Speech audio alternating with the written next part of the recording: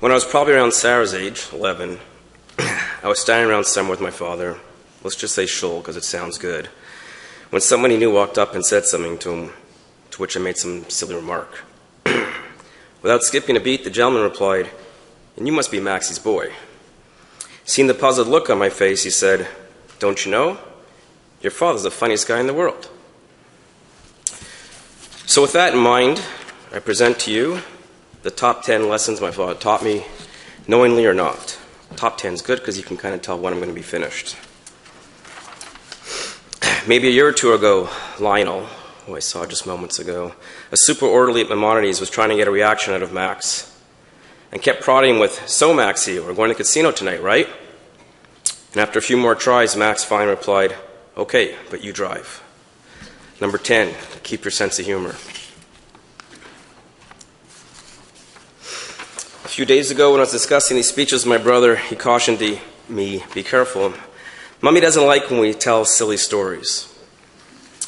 Now, those of you who ever spent any real time with Max know very well he wasn't funny because of his repertoire of memorized jokes. Max's humor was all about taking an everyday, unremarkable moment and making it funny, even silly. Number 9, silliness is underrated. I remember one summer when I was a teenager helping out Reliable Threads. As a gopher, I walked into his office and complained I was studying commerce in school and wanted to do real office work, like accounting. My father went on and on about how Saul Reiser was the accountant and Barbara, she was the bookkeeper, and this wasn't really a good idea. I walked out dejected. A few minutes later, my dad pages me over the intercom to come back to his office.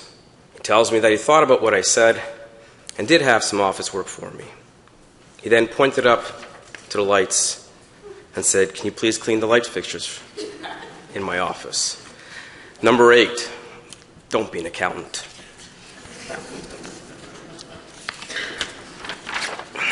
Thanks. It makes it easier.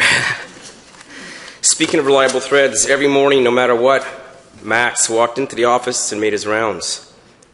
But he didn't fly by and say hi or offer a rhetoric, "Hey, how you doing?" He actually stopped and he talked to everyone. He talked about their lives, their families, their homes, everything but Reliable Threads. Number 7, don't be such a big shot. I remember one morning before heading off to high school, having an awful, all-out, major fight with my father, Max. I ran out of the house, screaming some awful things that actually came back to haunt me a few years ago. As I'm getting off the school bus, I noticed Max wearing his trademark fedora hat, sitting in his big misty gray Cadillac in front of school. He lowered the window and motioned for me to come over. Reassuring myself that Max is not a violent man, I slowly approached the car. Max's poker face turned soft, and he said, "I was wrong. I'm sorry." Number 6, always admit you're wrong and say you're sorry. Generational or not, I've often heard, "Well, when we were your age, things were different." Okay, generational or not, number 5, always say "I love you" to your kids, and don't forget to say it to your wife.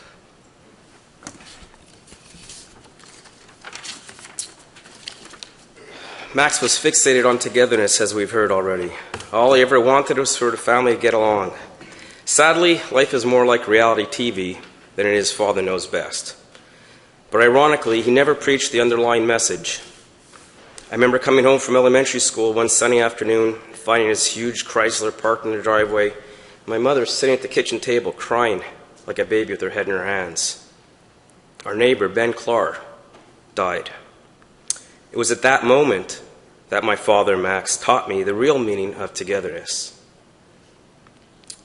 What we knew as the Clars was instantly transformed into Helen and the 3 boys. Max did everything he could, from showing Helen how to pay the bills, write checks, to showing Brian how to clean the furnace filters. And from the house next door to all the other ones, all the way at the end of the street, there was the Gruppe. If you're taking notes, it's 3 P's, 2 D's, and an E. From gatherings on our front step to dressing up in their silly knickers, like my brother described, going cross-country skiing, togetherness was really everywhere.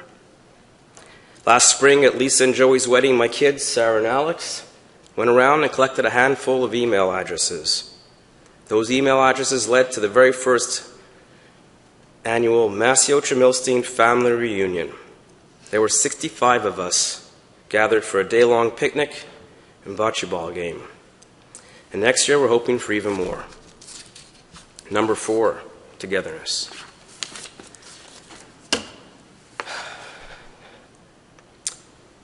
No matter where and no matter who.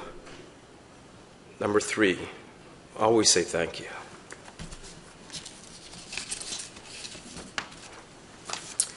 This one pretty much sums it all up. Number 2, try to be a Mensch, a funny one. And finally, this one I only added yesterday. For the record, there's nobody sitting back here who didn't do everything they could in their power and beyond, and some of the people out there, to make this last point possible. About a week ago, I tried to explain to Alex and Sarah really shortly the differences between curative and palliative care. We had them in the car, and I told them the last lesson, number 1. As bizarre as it sounds, it was simply, we don't want Zadie to get sick before he dies. I can tell you, Max truly did die a fairy tale death. I can tell you that with hardly any gray hair, skin soft and smooth as a baby's butt, he simply and effortlessly stopped breathing asleep with his family by his side. Number 1, we don't want Zadie to get sick before he dies. And he didn't. My son would like to say a word or two. Alex.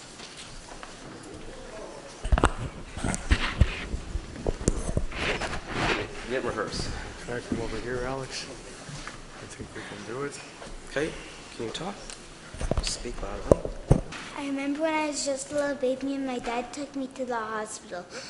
When I first saw Zadie, I thought that he looked very good, but I knew he was very sick. Last week, I saw Zadie in the hospital. He didn't look like he was going to die. He just looked like he was just a normal person sleeping.